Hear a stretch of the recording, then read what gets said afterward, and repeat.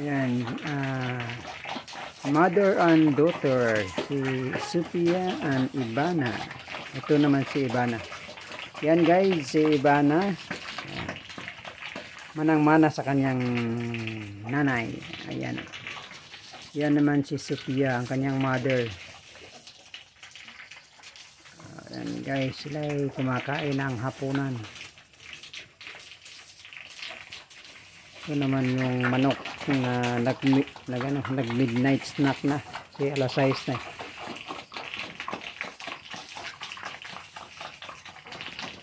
Yan, yan.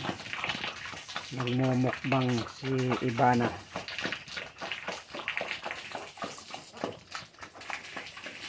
At si Sophia nagmumukbang din.